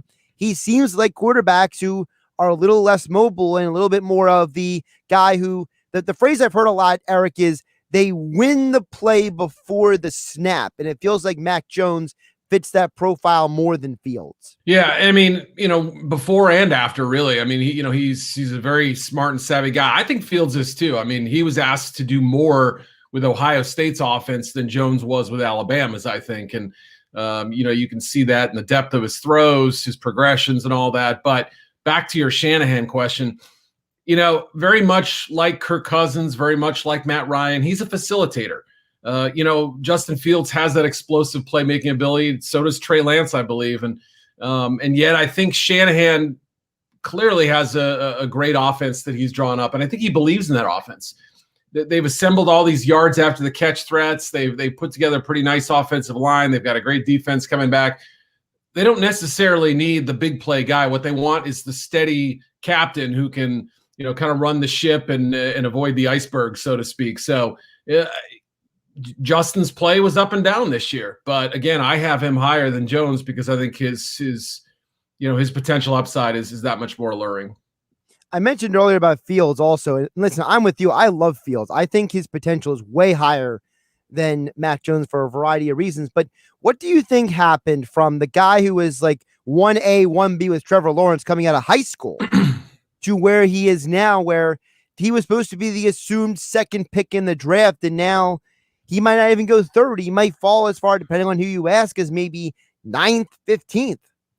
Yeah, I mean, I don't know that he'll fall that far, but that there is a scenario where it could happen. And I suspect this is usually the case where there's a bit of a lag time between what the league is thinking and what the media reports, especially with draft stuff. And it's impossible to, keep track of 400 different prospects, 500, however many ever you want to list, and have up-to-date intel on all of them and talk to multiple teams about those players. Now, obviously, you start at the top, and I think even after his showcase performance against Clemson, Fields' stock wasn't as high behind 32 closed doors as it was in media circles. So, I know there's a perception that, his stock has tumbled, and how did that happen after 2 really great playoff games? I think it's more due to the fact that he had that stretch where, the Indiana game was troublesome. Michigan State, they won by 40, but there were some question marks on that film when I watched it. And then the Northwestern game the week prior to the playoffs, it was not his best football. Even without Chris Olave, one of his best receivers, you felt like he looked a little bit panicked out there and a little bit helpless at times. So I think some of those low points may have rung a little louder for some evaluators than, the early season performances when he was lighting up lesser defenses. Eric Edholm joining us here on Sports Bash Saturday, 97.3 ESPN at Eric_Edholm on Twitter for all your NFL and NFL draft analysis. We are 19 days from the start of the NFL draft. We're finally getting there. And Eric, speaking of the quarterbacks, one of my concerns about Fields and Lance, and I like I said, I love Fields. I think Lance is the guy who maybe needs to like redshirt for a year kind of thing and learn, and then he'll get up to speed. My concern is I don't want to see them end up on a team like the Bears, because no offense to the Bears, I don't know if that coach and GM is going to be there next year. And I don't want to see those guys, for as talented and as much potential as they have, go to a team with some upheaval, because we see what happened to Sam Darnold now. He got traded for a 6th-round pick this year and a 2nd and a 4th next year. I mean, that's way below what his value is supposed to be as a prospect. And I don't want to see these guys go to these bad situations. I want to see them go to good situations so they can have good careers. Yeah, I mean, assuming the talent and the mental aspect and even maybe the athletic traits are up to par, for me, the most important quarterback element in terms of how well they're going to perform is where they land, is where they go to, and are they, surrounded by talent? Are they, playing in a system that caters to their strengths and maybe hides or at least diminishes their weaknesses a little bit? Does it maximize their talent? Are they in a situation where they can play right away if they're able to, or where in the case of somebody with less football experience or maybe is a little bit greener, they're not thrust into the lineup immediately and they can have an opportunity to grow at a proper place. And with Trey Lance, not the opt-out, I shouldn't say that, with FBS, canceling its season, they had a one-game, sort of showcase there against Central Arkansas. You're going off strictly 2019 tape pretty much. He's 17 total starts, same as Mac Jones, but Mac did it at the SEC level and started championship games, et cetera. So, it's a little tough to know where he'll be. There are some people in the league who think he can vie for a starting role at some point during his rookie season. I don't know that we'll see a Mahomes situation where, he just gets the one token start at the end of the season and then has to wait till year 2. He might get in the lineup sooner than that. Is that the right call with him? It's really difficult to say. With Fields, and Zach Wilson, Trevor Lawrence, obviously, and some of the other guys, Mac, you feel like there's an opportunity to go in immediately. But you're right. The fit is so crucial, and teams that have coaches and GMs on the hot seat, you have to be a little bit concerned about the long-term viability of those spots. Speaking of new coaches, of course, the Eagles have a new head coach. They're now at 12. They dropped from the 6 to 12, so the conversation changes about who's available there. Removing all the fluff that we see on social media at times about this stuff, who are some reasonable players who could be at 12 for the Eagles? Because I feel like some of these, not yours, but some of these other places, some of these other websites I will not mention, they tend to put out some of these mock drafts I feel like are more for clicks than are actually based on legitimate information. Yeah, I think with the Eagles, it's really interesting to try to guess what their positional needs are. I would suggest cornerback has to be up there, maybe wide receiver, although they've invested pretty heavily in recent drafts at that spot too. So that could maybe knock it down just a little bit, as an edge rusher or, a safety in play, possibly. But going back to the first option, obviously there are a couple of teams I think picking ahead of them, like the Dallas Cowboys, who could take the cornerback that they like. But and there may be more than one that they're willing to take at number 12. They also could move back if the right scenario unfolds and then they get the proper return on investment. So if it is corner, I think J.C. Horn makes a ton of sense, right? You want somebody to be able to start opposite Slay. He's got great length, great competitiveness. He faced quick receivers, like Jalen Waddle, and he faced big targets like Kyle Pitts, 6'6", 245, and didn't back down from any of them. I loved his competitiveness out there, and his playmaking is developing. He had a couple picks last year after not having any in his first couple years. So, Horn is somebody who I think is going to end up going in the first 15 picks, and that's a spot I could see him landing in Philly. Eric, I've been really advocating for the idea of, I feel the Eagles should take corner the first 2 rounds. Because I feel like you're in a division with Kenny Galladay, Darius Slayton, Terry McLaurin, Amari Cooper, CeeDee Lamb, now Curtis Samuel's in Washington. Michael, you have all these receivers. Who the heck's going to guard them?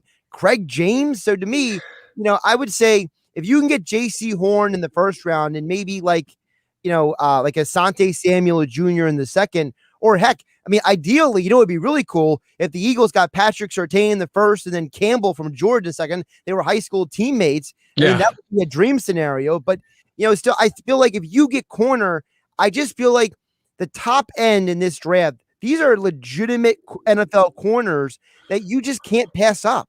It's a good year at that position. I really believe it. And I think there's talent that will intersperse throughout day 2 as well. And so, there may even be a handful of day 3 prospects who work out pretty well. So, yeah, if you go with an outside guy like Horn or Surtain first, it wouldn't upset me or shock me if they came back with a nickel like Aaron Robinson from Central Florida, like Elijah Molden from Washington.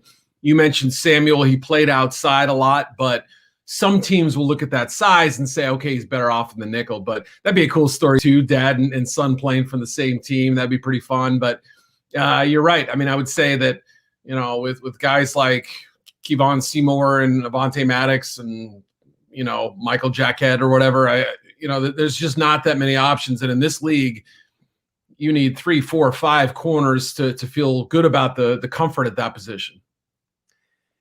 When you look at also these guys, I've asked this question before, and I don't know if there's a right answer to this, but I feel like some of these guys, and I'm not saying they are this player, but I remember Charles Woodson. I remember Rod Woodson and how they started at corner. Even Malcolm Jenkins did this. They would draft his corners and eventually became safeties. there's a part of me that wonders, are some of these guys maybe destined for that as well? Guys like maybe Horn and Molden. Is that maybe guys that you might say, hey, they start at corner for like 9 years, then you bump them over to safety to extend their careers? Yeah, I think there's a handful of guys that fit into that profile. And, it's funny because yesterday I was talking with somebody in the league about the offensive line position. Same way, a lot of tackles who could move into guards who could move out the tackle, center, et cetera. So, both those positions offer a lot of sort of flexibility, I think, if you will. And, I would guess that probably some of the bigger ones would be like Ifeatu Melifonwu from Syracuse. I think he's a long press corner, but he could certainly be tried at safety as well. Kelvin Joseph, the kid from Kentucky, he's got a real aggressive style. I wouldn't be stunned to see him project to that spot. And even Caleb Farley, the Virginia Tech corner. I mean, again, most teams are looking at him and saying it looks like a textbook corner, but you also could envision him working outside. If you want to go a little lower, somebody who I'm not ready to give up on yet, but his draft stock has taken a major hit, is Shaun Wade from Ohio State. He's probably the classic example of, especially with them, I'm forgetting his name, the DB they lost to New England, Jalen Mills. Yeah. Similar player in the sense that he doesn't have blazing speed. He could play inside, struggled outside last year as a corner. Some teams last year even were projecting Shaun Wade to safety, So that's a player like Mills who may not be a perfect fit in any one spot, but he's a useful jack of all trades. And I think you can get him in round 4 or 5 because this is a player who was mocked in round 1 a year ago, but chose to come back to school. And it just didn't work out. He didn't play it very well on the outside. But I think there's talent there that still can be salvaged. Yeah, more details on Caleb Farley. You wrote a great piece over at Yahoo Sports. I encourage everyone to read it because I've been screaming about, this guy's got an injury history, and that's why I'm scared of him. And it's like people are like, oh, well, he's so talented. And I thought your article at Yahoo Sports, I encourage everyone to read it because you want to know why I'm worried about Caleb Farley. I bet I know. Go ahead. Yeah. Eric Edholm wrote the book on it, the book of why Josh Hennig is concerned about Caleb Farley, written by Eric Edholm over at Yahoo Sports. Because, I don't understand why people are – the dude didn't play for a year, Eric, and he's had multiple back procedures. And the dude is in his 20s. How can you not be concerned about that? Well, the last line of that story, I sort of compared his situation to Sidney Jones. So obviously there's a little bit of a local connection there as well, where, he blew his Achilles at the pro day. It was a really unfortunate injury. I thought he would have been, a pretty surefire first-round pick. You and everybody else. Yes, right. He looked the part. He moved very well in college. There was some projection. And with Farley, too, he was a high school QB who was training to be a wide receiver his redshirt freshman year before tearing his ACL, another red flag. Then you have the back pain in 2019. He played through it, had to miss the last 2 games, had this procedure, this minor back surgery. Look, I've never heard the phrase minor back surgery uttered without a little bit of a eye roll afterward, so that's twice now. A couple weeks ago, he had the procedure, wasn't able to work out his pro day. If you draft him, you have to be prepared for him to start the year on the PUP list, possibly. You don't know, but I'm with you. The talent is evident. He can run like the wind. He's big. He's got some physicality to him. But where is he going to be at the start of the season? I don't know. It's almost like you have to build in a redshirt year for him and then be pleasantly surprised if he is healthy. At Eric_Edholm on Twitter, Yahoo Sports joining us here on Sports Bash Saturday on 97.3 ESPN. Eric, I want to hit on the wide receivers with you as well. I feel like this wide receiver class is being overlooked a little because you have the big 3 names at the top of the list. But I feel like there are other names to be had, and people forget last year, you could argue that T. Higgins and Michael Pittman Jr. outplayed some of the guys who drafted in the first round. So who are some of the guys who would be available second and third round that you say keep an eye on these guys? They could be this year's Higgins and Pittman Jr. Yeah, there's a couple who are on that first, second sort of border right now. Kadarius Toney, the shifty slot guy from the kind of the jack of all trades from the Gators. Rashad Bateman from Minnesota. I think he slips in around 1, but kind of borderline. And then Terrace Marshall from LSU, another big guy who can run and had incredible touchdown production at LSU with and without Joe Burrow too. But let's assume all of those guys go round 1. Elijah Moore, I think, is, every bit as dangerous as Kadarius Toney in a lot of ways. Maybe not quite as electric, but maybe not quite as violent a runner, but I really love him as a slot option. I think he's going to outplay some receivers who go ahead of him.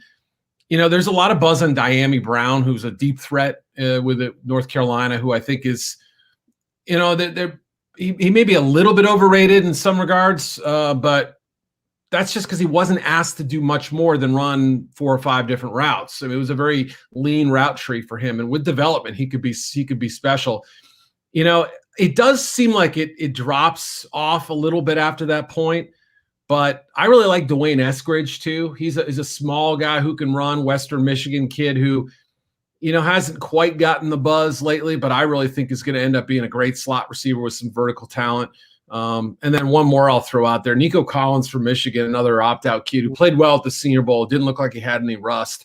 And he's, sort of that Donovan Peoples-Jones guy from last year with the Browns, 6th-round pick who, ended up playing like a 2nd or 3rd rounder. And I think he fell way too far last year. So I think Collins, most people are going to realize that he's got similar ability, freakish explosion and jumping ability and great playmaking skill that wasn't always featured in a Michigan passing game that struggled at times. Eric, one of the positions in our area that we talked about a lot is linebacker. Obviously the Eagles right now, they signed Eric Wilson, which is a good addition. But realistically, your linebacking core is Wilson, Alex Singleton, and then the 2 rookies from last year, basically, and that's it. So the assumption is the Eagles are going to have to draft a linebacker somewhere based on Jonathan Gannon's background. So who are some of the linebackers in the second to mid round who would be making sense for the Eagles? Yeah, there's a kid named Jamin Davis from Kentucky that I was a little slow to pick up on. I had him as like my number 99 overall player. He's a phenomenal athlete. He could actually slip into round 1, shockingly enough. He's really a 1-year starter. Didn't do much early in his career, but big, long, physical, and kind of a freakish athlete. He's somebody to keep an eye on. I'm a big fan of Nick Bolton from Missouri and Jabril Cox from LSU. I think both are going to end up being 2nd or possibly 3rd round picks who are, Bolton's probably more of your classic Mike linebacker, albeit a little bit on the smaller size, whereas Cox has the coverage ability and a little more length to be kind of more of the modern hybrid linebacker who can, match up with tight ends, cover backs in the flat, drop in zone, blitz occasionally. The LSU coaches down there raved about him. He transferred from North Dakota State, and the LSU folks said, we wish we could have had this kid for 3 years. And that's all he would have lasted. He would have played 3 years here, come out early. So that tells you a lot. He's come from 2 winning programs now and won over both coaching staff. So I think Cox has maybe been slept on a little bit as a day 2 option. He's Eric Edholm. Follow him on Twitter at Eric_Edholm. Check out all of his NFL and NFL draft coverage over at Yahoo Sports. As all guests, he appeared on the Boardwalk Honda Hotline. Eric, great stuff today. I appreciate you jumping on. Always appreciate you giving us some information on these guys who they're not always the biggest names top of the list, but those guys are just as important as building a football team. That's absolutely right, man. It was a pleasure. Talk to you soon. Again, at Eric_Edholm on Twitter to catch up on all of his work. And again, the Caleb Farley article, you must read it because he goes into vivid detail about how this guy, his injury history and how it played out and how it worked and everything happened with it. Again, at Eric_Edholm on Twitter. All right. We will get back to your texts and thoughts coming up next. They'll wrap up the show. 609-403-0973 is the text board. You can jump on the text board. For those of you watching on Facebook, YouTube, and Twitter, you can comment as you watch us on the stream below. I'm Josh Hennig. This is Sports Bash Saturday on 97.3 ESPN FM. Don't forget the 97.3 ESPN mobile app powered by First Bank of Sea Isle City. It's Philadelphia Flyers hockey later today on 97.3 ESPN and the free mobile app with Tim Saunders and Steve Coates calling all the play-by-play action. Oh, big save by Carter Hart. The Flyers host the Boston Bruins later today. Coverage begins at 2 p.m. It's Philadelphia Flyers hockey on the radio home of the Flyers in South Jersey. 97.3 ESPN and listen live on the free mobile app. At Ocean First Bank, our first thought is you. We put you first in all we do. Community banking for a century. We treat you like your family. Whatever you need, whatever you dream, let's make it a reality. Ocean First Bank, putting you first. For nearly 120 years, we've offered our business lending customers the personal and professional integrity we demand for our own business. Your success is our success. Now, more than ever, it matters where you bank. Your business matters to us. Whatever you need, whatever you dream, let's make it a reality. Ocean First Bank, putting you first. Learn more at oceanfirst.com. Member FDIC, Equal Housing Opportunity Lender.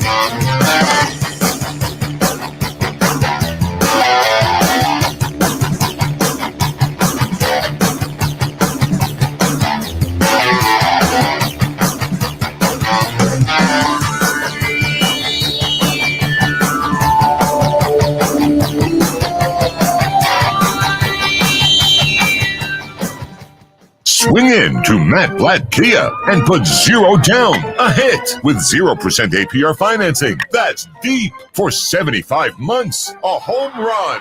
Don't get fooled by a bad pitch. Matt Blatt Kia in Toms River and Egg Harbor Township needs your trade, even if you owe thousands more than it's worth. So get out of that old car you hate and get the credit you deserve with 0 down payment and 0% APR financing available for up to 75 months on every new 2021 Kia Sportage in stock, or get a $2,500 consumer rebate only at Matt Blatt Kia. We want to get you approved today, and you can't make a mistake with our 4-day love it or leave it return policy. Come in today or visit us online because gotta be a Matt Blatt Kia. Offers with approved Tier 1 or 2 credit through PM Motors Finance. Not all will qualify. 0% based on $13.33 per 1,000 borrowed. Negative equity refinance into new loan. Go to mattblattkia.nj.com for complete details. Expires 5/5/2021. Matt Blatt Kia, 6211 Black Horse Pike, Egg Harbor Township. And now on Route 37 in Toms River. This is Sports Bash Saturday with Josh Hennig, live from the Matt Blatt Kia Studios. Here's Josh Hennig. Josh Hennig, final segment of the show here on Sports Bash Saturday on 97.3 ESPN. Just to run down you the lineup for the weekend. We got Flyers hockey coming up at 2 p.m. Flyers back at home today. They are at home taking on Boston tomorrow. They're at home taking on Buffalo. Both games 2 p.m. right here on 97.3 ESPN FM. And you can listen to the games on 97.3 ESPN mobile app. Also, Sixers basketball tonight at 9 p.m. on 97.3 ESPN FM. Tomorrow night at 6 p.m., Phillies versus Braves, Sunday Night Baseball. A great matchup on the baseball diamond for the NL East.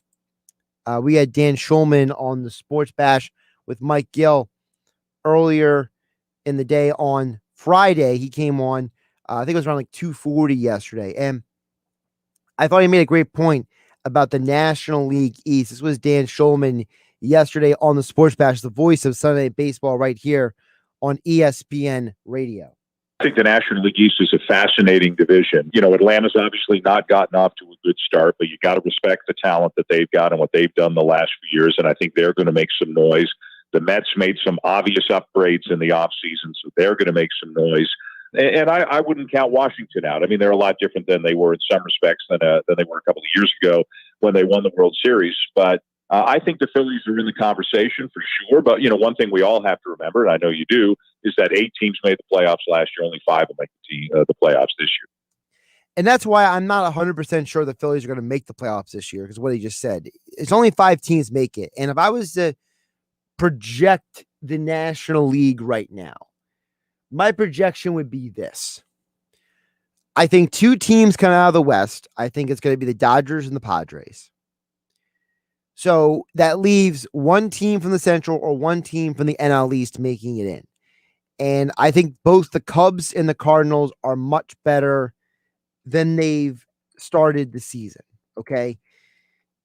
I think that those are 2 teams that are actually better than their records say they are. So when I look at the Reds being 6-1, I don't know if that's legitimate. I think that the Cardinals are a better team than the Reds. I think the Cubs are a better team than the Reds. I think the Brewers are better than their 3-4 record because of their pitching. And I think all 3 of the teams I just mentioned, the Brewers, the Cardinals, and the Cubs, will be people at the deadline. So I think it comes down to the NL Central versus the NL East of who gets the wild card and who has the better record. So for the Phillies, you're 5-2 right now. You're leading the division, but that's no guarantee you're going to stay there. I think the Braves have the assets to go out and get more players if they need to make a trade for a pitcher or for another player. I think the Mets seem to be pretty desperate to showcase that they're a winning team now. I don't know what the Nationals are yet, because I think that with Strasburg coming off of another injury, I don't know how good or not he's going to be and how many more years does Scherzer have being great. So he's right. The National League East is very interesting, and I'm just not 100% sold on the idea that the NL East is going to get a team for that final wild card spot, because to me, it comes down to, I think that there are 3 teams in the NL East. I think there are 3 teams in the NL Central that have to be in the conversation for playoff spots. So that would be 6 teams for 2 spots. Phillies, Mets, Braves in the East, Cardinals, Cubs, Brewers in the Central. Again, I know the Reds are 6-1, but I just don't believe in them yet. I just don't. You know, maybe I'm ridiculous. You know, maybe they're this year's Marlins. I don't know. But you can hear more Sunday Night Baseball tomorrow night. Dan Schulman on the call with Chris Singleton right here. You're home for Sunday Night Baseball, 97.3 ESPN. Phillies and Braves coverage begins at 6 p.m. tomorrow. Flyers coming up next year on 97.3 ESPN. And to say that I'm done with the Flyers, I'm so exasperated with them. I feel like the Flyers have let us all down. I really do. I think this Flyers team has way more talent than they've played as. They're at 42 points right now. They're 1 behind the Rangers, but they're 6 behind the Bruins, who are in that final postseason spot. I think right now the Rangers are a better hockey team than the Flyers. I think the Rangers have a better shot at catching the Bruins and the Penguins, potentially, if the Penguins slip up, than the Flyers do. The Flyers need a massive trade to shake up this roster to really make it. But I think the better choice is they need to make a trade for the future. That's why I look at the Calgary Flames. And if the Flyers came to me and asked me what to do, I'm telling them, go get Johnny Gaudreau, sign him this upcoming offseason to an extension, lock up your future. Because as constantly right now, the Flyers are a playoff team. I think that their defense is pathetic at times. They don't do very good at assignment hockey in the zone, especially on fast breaks. I mean, they get burned on fast breaks all the time, it seems. I think that it's time to start trying to find a way to get out of some of these contracts. Specifically, Voracek. I think that his time in Philadelphia needs to be done. I think that he's a glorified offensive weapon at this point. I think he had a great run with the Flyers, but I think the Flyers need to go in a new direction. So does he. I think that he would do much better in a new organization with a new environment, a new situation. Meanwhile, I look at guys like Michael Rothel and Scott Loughton.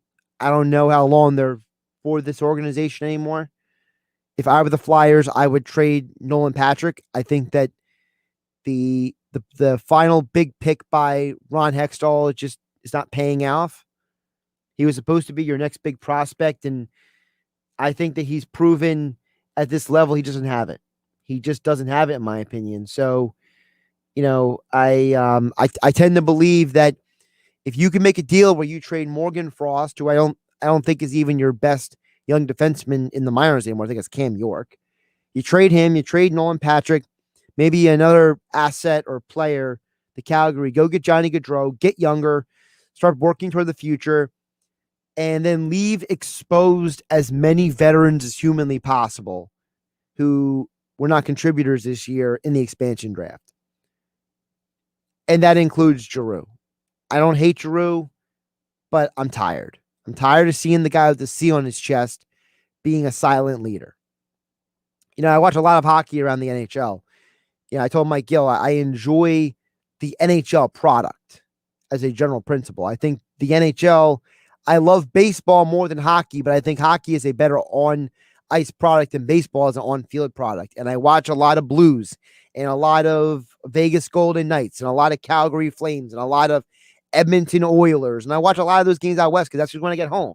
I get home late at night, usually during the week. And I feel like all of those teams have more juice than the Flyers do when they get on the ice. And I don't like that. And I think part of that is because I think that it's time to start turning over this roster.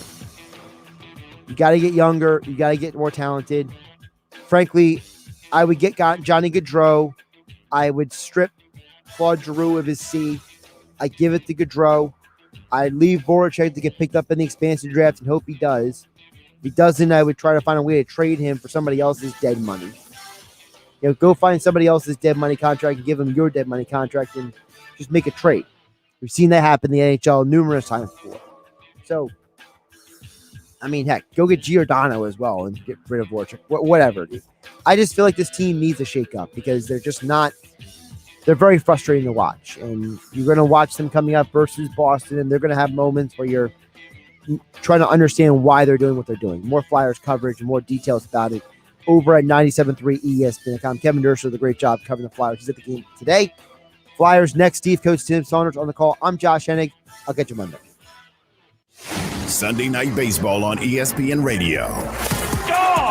Bryce Harper with two-run homers. At the plate, in the field, you're going to see something exceptional. Bryce Harper leads the Philadelphia Phillies into the ATL to face Ronald Acuna Jr. in the Braves. To the fifth row, Ronald Acuna. This is the play-by-play home of Sunday Night Baseball, exclusively on 97.3 ESPN FM. Coverage begins at 6 p.m.